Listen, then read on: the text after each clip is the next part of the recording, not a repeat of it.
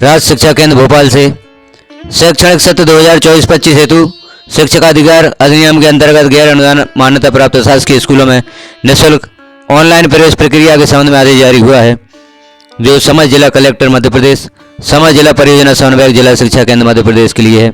यह आदेश दिनांक 21/2/2024 को जारी हुआ है। प्राइवेट शालाओं में शिक्षकाधिकार अधिनियम के अंतर्गत निःशुल्क ऑनलाइन प्रवेश प्रक्रिया के संबंध में आदेश है। आदेश में पूर्ण दिशा निर्देश दिए गए हैं, किस प्रकार से आवेदन करना है, किस प्रकार से सत्यापन होगा और किस दिनांक से किस दिनांक तक यह प्रक्रिया पूर्ण होगी। आदेश को विस्तार से देख लेते हैं। निःशुल्क और अनिवार्य बाल शिक्षा का अधिकार अधिनियम 2009 की धारा 12(1) गा के प्रभावी क्रियान्वयन तथा कमजोर वर्ग एवं वंचित समूह के बच्चों के निःशुल्क प्रवेश की प्रक्रिया को पारदर्शी और आसान बनाने के उद्देश्य से ऑनलाइन आवेदन पश्चात सत्यापन अधिकारियों द्वारा मूल दस्तावेजों से सत्यापन उपरांत सत्यापन में पात्र पाए गए बच्चों में से ऑनलाइन लॉटरी के माध्यम से सीटों का आवंटन पश्चात सत्र 2024-25 के निःशुल्क प्रवेश की कार्रवाई की जाना है। निःशुल्क प्रवेश प्रक्रिया हेतु की जाने वाली कार्रवाई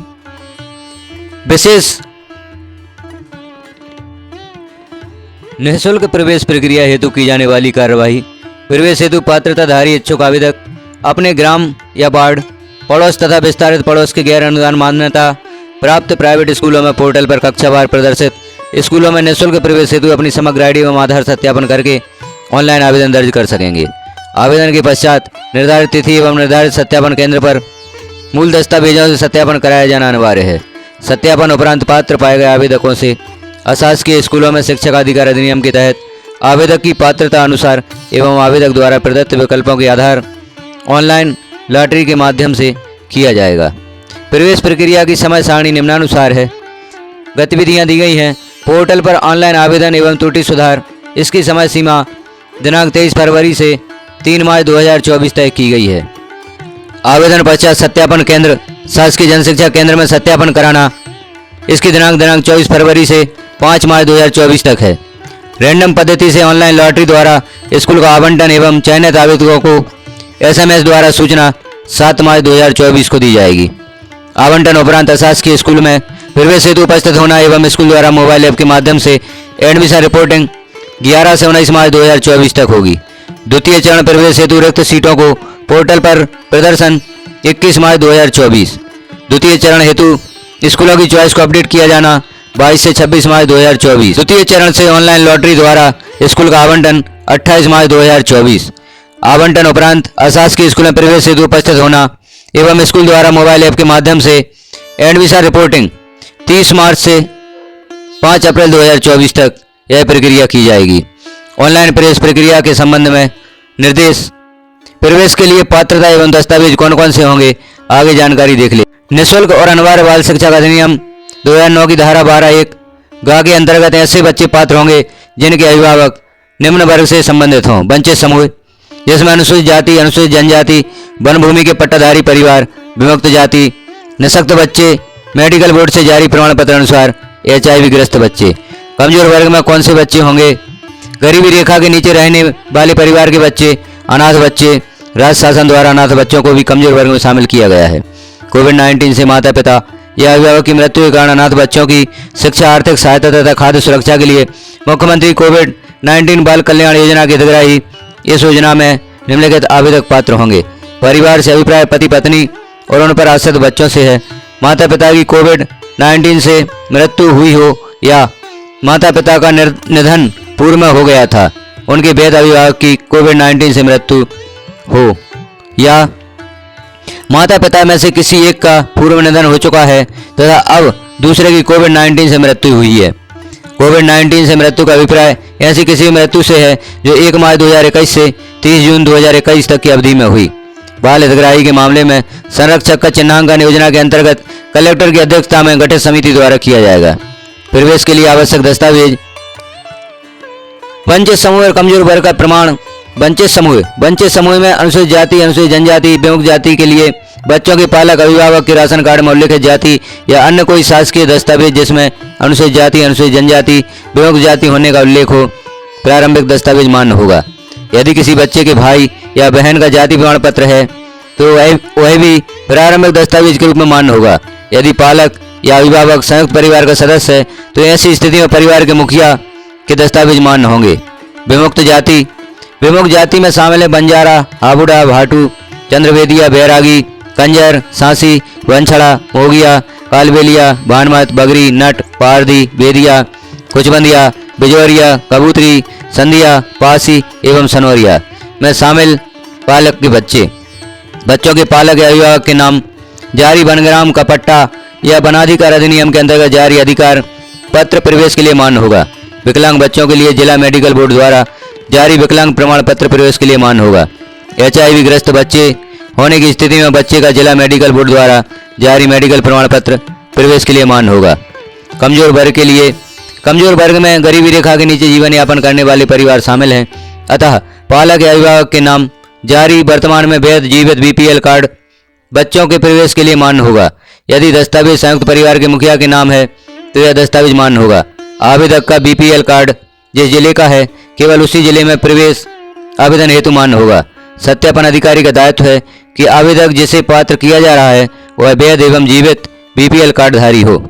शासन द्वारा अनाथ बच्चों को भी कमजोर वर्ग की श्रेणी में मान्य किया गया है। इनके लिए जिला कार्यक्रम अधिकारी महिला बाल विकास द्वारा जारी प्रमाण पत्र मान्य होगा। इस आदेश के महत्वपूर्ण दिशा निर्देश देख लेते हैं। यदि आदेश में उल्लेखित सभी बिंदुओं पर चर्चा की जाए तो वीडियो बहुत ही लंबा हो जाएगा, अतः संक्षिप्त रूप में मुख्य बिंदुओं पर चर्चा कर लेते हैं। निवास प्रमाण पत्र के रूप में पालक या अभिभावक के निम्नलिखित दस्तावेज मान्य होंगे। सक्षम अधिकारी द्वारा जारी निवास प्रमाण पत्र, मतदाता परिचय पत्र, राशन कार्ड, पात्रता पर्ची या समग्र पर्ची, ग्रामीण क्षेत्र का जॉब कार्ड, महात्मा गांधी राष्ट्रीय ग्रामीण रोजगार गारंटी योजना, पासपोर्ट, ड्राइविंग लाइसेंस, बिजली बिल या पानी बिल, कोई अन्य शासकीय दस्तावेज जिसमें बच्चे के पालक या अभिभावक के निवास का पता अंकित हो। यदि पालक अभिभावक संयुक्त परिवार का सदस्य है तो परिवार के मुखिया के नाम के शासकीय दस्तावेज मान्य होंगे। आयु सीमा के संबंध में पात्रता नवीन शिक्षा नीति के अनुसार कक्षानुरूप आयु निर्धारित की गई है। नवीन शिक्षा नीति के अनुसार आवेदन करने हेतु कक्षानुरूप स्कूलों में प्रवेश हेतु आयु निम्नानुसार होगी। सत्र 2024-25 के प्रवेश हेतु आवेदक की आयु की गणना दिनांक 1 अप्रैल 2024 की स्थिति में की जाएगी। इस हेतु नर्सरी में प्रवेश न्यूनतम आयु 3 वर्ष, KG1 में 4+, KG2 में 5+ और कक्षा 1 में न्यूनतम आयु 6+ होना आवश्यक है। सत्यापन के समय आयु के संबंध में मूल प्रति से मिलान न करने की स्थिति में अथवा मूल प्रति प्रस्तुत न करने की स्थिति में आवेदन अपात्र माना जाएगा। जन्म तिथि के संबंध में पात्र दस्तावेज निम्नलिखित होंगे। सक्षम अधिकारी द्वारा जारी जन्म प्रमाण पत्र, जहां जन्म, मृत्यु तथा विवाह रजिस्ट्रीकरण अधिनियम 1886 का 6 के अधीन जन्म प्रमाण पत्र उपलब्ध न हो वहां स्कूल में प्रवेश के प्रयोजन के लिए निम्नलिखित दस्तावेजों में से कोई एक दस्तावेज बालक की आयु का सबूत माना जाएगा। अस्पताल या सहायक नर्स तथा प्रसाविका, मिडवाइफ, ANM का रजिस्टर कार्ड, आंगनबाड़ी का रिकॉर्ड, पालक या अभिभावक द्वारा बच्चे की आयु का स्वघोषणा पत्र, बशर्ते कि बच्चे के पालक या अभिभावक को बच्चे की जन्मतिथि के सत्यापन का प्रमाण पत्र क्षेत्र के स्थानीय प्राधिकारी, नगरीय स्थानीय निकाय या पंचायत जहां की वह रहता है या रहती है कि निर्वाचित किसी प्रतिनिधि के हस्ताक्षर से प्रवेश के 6 माह के भीतर प्रस्तुत करना होगा। इसके अभाव में प्रवेश नष्ट माना जाएगा। निःशुल्क प्रवेश हेतु कक्षावार उपलब्ध स्कूलों का प्रदर्शन, ग्राम या वार्ड पड़ोस तथा विस्तारित पड़ोस, प्रवेश की प्रक्रिया में पड़ोस एवं विस्तारित पड़ोस का निर्धारण करने हेतु मान्यता प्राप्त शासकीय स्कूल जिस ग्राम या वार्ड में स्थित है उस ग्राम या वार्ड का तथा GIS अनुसार ग्राम वार्ड के पड़ोस तथा विस्तारित पड़ोस हेतु मध्य प्रदेश स्टेट इलेक्ट्रॉनिक्स विकास निगम GIS विभाग द्वारा उपलब्ध कराए जा रहे GIS डाटा का उपयोग करते हुए प्रदर्शित किया जाएगा। GIS तकनीक के माध्यम से ग्राम या वार्ड का पड़ोस तथा विस्तारित पड़ोस स्वतः ही प्रदर्शित होता है। आवेदक ग्राम या वार्ड के स्कूलों को ही प्राथमिकता से चयन करें। ग्राम या वार्ड में स्कूल उपलब्ध नहीं होने पर ही पड़ोस एवं अंतिम विकल्प के रूप में विस्तारित पड़ोस के स्कूलों का चयन करें, क्योंकि ऑनलाइन लॉटरी प्रक्रिया में प्रथम वरीयता में आवेदक जिस ग्राम या वार्ड का निवासी है उसी ग्राम या वार्ड के स्कूलों में आवंटन किया जाता है। विस्तारित पड़ोस में स्थित स्कूलों में आवंटन के अवसर न्यूनतम होते हैं। आवेदक चयन करते समय अपने निवास से दूरी अवश्य चेक कर लें, तभी दूरी के स्कूलों का चयन दर्ज करें। निःशुल्क प्रवेश हेतु स्कूलों का प्रदर्शन, भारत सरकार द्वारा शासकीय अशासकीय स्कूलों के नामांकन की जानकारी यूडाइज पोर्टल के माध्यम से प्राप्त की जाती है। यूडाइज पोर्टल में उपलब्ध जानकारी का उपयोग नीति निर्धारण एवं अन्य प्रमुख गतिविधियों के लिए किया जाता है। नवीन शिक्षा नीति अनुसार वर्तमान में यूडाइज पोर्टल पर शासकीय या अशासकीय स्कूलों का नामांकन छात्र का पूर्ण विवरण प्रोफाइल सहित दर्ज किया जाना अनिवार्य किया गया है। इसके तहत यूडाइज पोर्टल पर कार्रवाई की जा रही है। इसको दृष्टिगत रखते हुए अशासकीय स्कूलों के द्वारा धारा 12(1)(c) के अंतर्गत निःशुल्क प्रवेश हेतु सीटों का निर्धारण यूडाइज डाटा सत्र 2023-24 के स्कूल द्वारा दर्ज नामांकन नर्सरी से कक्षा 1 तक के औसत आधार पर ही सत्र 2024-25 में निःशुल्क प्रवेश हेतु स्कूल की प्रथम प्रवेशित कक्षा में निःशुल्क प्रवेश हेतु 25% सीटें आरक्षित होंगी। दिनांक 21/2/2024 की स्थिति तक का अशासकीय स्कूल द्वारा यूडाइज पोर्टल पर दर्ज किया गया नामांकन के आधार पर गणना की गई है। निम्न अशासकीय स्कूलों को प्रवेश प्रक्रिया में सम्मिलित नहीं किया गया है। तो हम देख लें कि जिन स्कूलों को प्रवेश प्रक्रिया में सम्मिलित नहीं किया गया है उन्हें न चुनें। स्कूल जिसकी मान्यता 2024-25 या उससे आगामी सत्रों की नहीं है। स्कूल की मान्यता अनुसार स्कूल की प्रथम प्रवेशित कक्षा 6 है। अल्पसंख्यक स्कूलों को प्रवेश प्रक्रिया से मुक्त रखा गया है। जिन अशासकीय स्कूल द्वारा निर्धारित समयावधि में मध्य प्रदेश अल्पसंख्यक कल्याण तथा पिछड़ा वर्ग विभाग से अथवा राष्ट्रीय अल्पसंख्यक कल्याण आयोग से अल्पसंख्यक स्कूल होने का प्रमाण पत्र की प्रति जिला परियोजना समन्वयक को प्रदान की गई है एवं जिला परियोजना समन्वयक द्वारा अल्पसंख्यक स्कूल के रूप में लॉक किया गया है। सत्र 2024-25 में जिस स्कूल को नवीन मान्यता प्राप्त हुई है उन नवीन स्कूलों में अभी अन्य बच्चों के प्रवेश नहीं होने से स्कूल संचालित होने की पुष्टि नहीं होने तथा यूडाइज में नामांकन शून्य होने के कारण प्रवेश प्रदान किया जाना संभव नहीं है। जिन स्कूल द्वारा आगामी सत्र में स्कूल संचालन नहीं करने की सूचना दर्ज की गई है अथवा जिला परियोजना समन्वयक द्वारा यह सुनिश्चित करने के उपरांत की स्कूल को संचालित नहीं किया जा रहा है, इसके उपरांत स्कूल को बंद स्कूल के रूप में लॉक किया गया है। स्कूल जिनका यूडाइज पोर्टल पर सत्र 2023-24 का कक्षा 1 तक का नामांकन दिनांक 20/2/2024 की स्थिति में दर्ज नहीं है, उनकी 25% सीटें उपलब्ध नहीं होने के कारण इन स्कूलों को सम्मिलित नहीं किया जा सकेगा। ऑनलाइन आवेदन की प्रक्रिया। निःशुल्क प्रवेश हेतु आवेदन केवल ऑनलाइन ही किए जा सकेंगे, कोई ऑफलाइन आवेदन मान्य नहीं होगा। अतः आवेदक द्वारा किसी भी कार्यालय अथवा प्राइवेट स्कूल में आवेदन की हार्ड कॉपी जमा नहीं की जाए। आवेदक आरटीआई पोर्टल पर अपना आवेदन स्वयं ही ऑनलाइन दर्ज कर सकते हैं। आवेदन पत्र का प्रारूप आरटीई पोर्टल पर भी उपलब्ध है, जिसे किसी भी व्यक्ति द्वारा बगैर किसी पासवर्ड या बगैर शुल्क के डाउनलोड किया जा सकता है और यहाँ पर प्रारूप भी संलग्न किया गया है आवेदन का। आवेदकों द्वारा निःशुल्क प्रवेश हेतु अपना आवेदन पत्र आरटीई पोर्टल पर, जिसकी लिंक यहाँ पर दी गई है, दर्ज किया जा सकेगा। एक आवेदक केवल एक ही ऑनलाइन आवेदन करने हेतु पात्र होगा। ऑनलाइन आवेदन में कम से कम 3 स्कूलों के विकल्प रूप में चयन करना होगा एवं अधिकतम 10 स्कूलों का चयन किया जा सकता है। यदि किसी आवेदक के स्वयं के ग्राम या वार्ड पड़ोस तथा विस्तारित पड़ोस में 3 से कम अशासकीय स्कूल हैं तो 3 से कम स्कूल आवेदन में दर्ज करने की छूट रहेगी। आवेदक द्वारा आवेदन में स्कूलों के नाम प्राथमिकता क्रम से दर्ज किए जाएं। स्कूलों का चयन करते समय आवेदक अपनी प्राथमिकता को भली भांति सुनिश्चित करने के उपरांत ही अपना आवेदन पोर्टल पर लॉक करे। ऑनलाइन आवेदन में आवेदक ध्यानपूर्वक स्कूलों का प्राथमिकता क्रम दर्ज करें। आवेदन फार्म के साथ आरक्षित कोटा से संबंधित दस्तावेज स्कैन कर पोर्टल पर अपलोड किया जाना अनिवार्य है। ऑनलाइन आवेदन पश्चात दस्तावेजों के परीक्षण के समय मूल दस्तावेज उपलब्ध कराना होगा।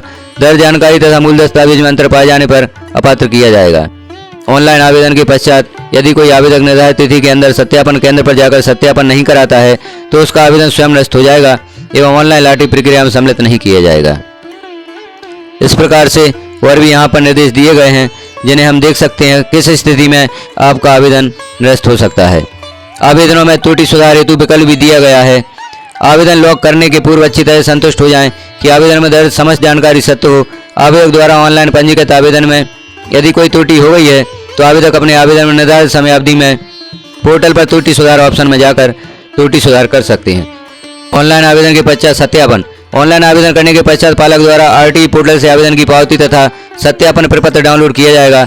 इसका प्रिंट 2 प्रति में निकालकर निर्धारित स्थल पर सत्यापन की अवधि तक आवेदन पत्र में अंकित जानकारी के अनुसार मूल दस्तावेज, फोटो, सत्यापन प्रपत्र तथा आवेदन प्राप्ति की ऑनलाइन पावती सहित कार्यालयीन समय में सत्यापन केंद्र पर जाकर माता पिता या अभिभावक द्वारा सत्यापन कराया जाना अनिवार्य है। मूल जन्म प्रमाण पत्र, आरक्षित कोटा प्रमाण पत्र, मूल निवास प्रमाण पत्र लेकर जाना अनिवार्य है। मूल दस्तावेजों या सत्यापन न कराए जाने पर आवेदन स्वतः ही निरस्त हो जाएगा। इस प्रकार से जो आवेदन आपने किया है उसका सत्यापन करवाना भी आवश्यक है, तभी आप निःशुल्क प्रवेश हेतु पात्र होंगे या आपका बच्चा पात्र होगा। यहाँ पर सत्यापन अधिकारियों के लिए भी दिशा निर्देश दिए गए हैं।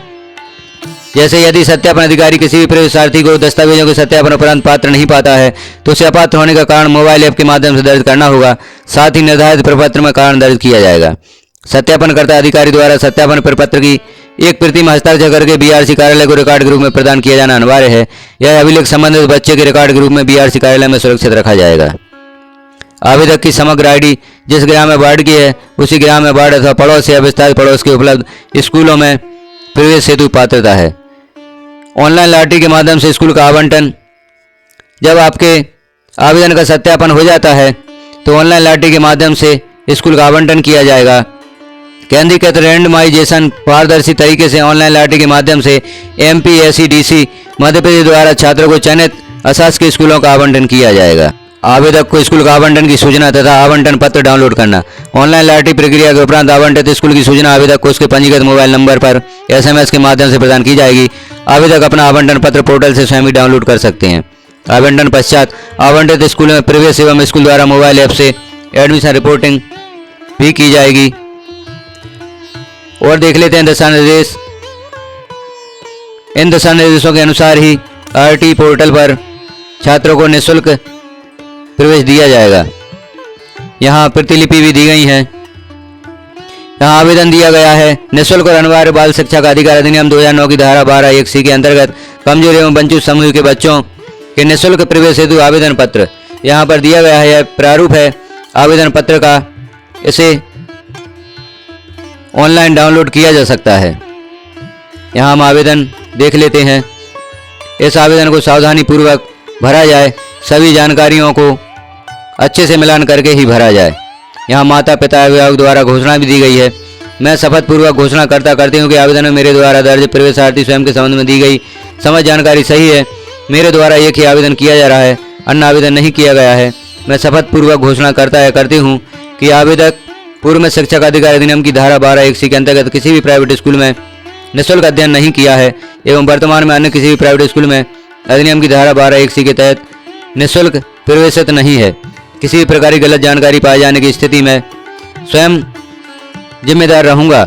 यदि किसी प्रकार की सच जानकारी पाई जाती है तो मेरे बच्चे की सीट आवंटन रद्द कर दी जाए एवं मेरे विरुद्ध वैधानिक कार्रवाई के लिए मैं स्वयं जिम्मेदार रहूंगा। आवश्यक सूचना भी दी गई है, जिसे आप देख लें कौन कौन सी सूचनाएं दी गई हैं। जानकारी कैसी लगी आपको कमेंट में जरूर बताएं। चैनल पर पहली बार हैं तो चैनल को सब्सक्राइब करें, वीडियो को लाइक एवं शेयर करें ताकि सभी साथियों तक यह जानकारी पहुंच सके। यह जानकारी आवेदनकर्ताओं के लिए भी उपयोगी है, सत्यापन अधिकारियों के लिए भी उपयोगी है और जो प्राइवेट स्कूल हैं उनके लिए भी उपयोगी है। अतः इस वीडियो को शेयर जरूर करें ताकि सभी साथियों तक RT निःशुल्क प्रवेश से संबंधित सही जानकारी, सही दिशा निर्देश उपलब्ध हो सकें। वीडियो को पूरा देखने के लिए धन्यवाद।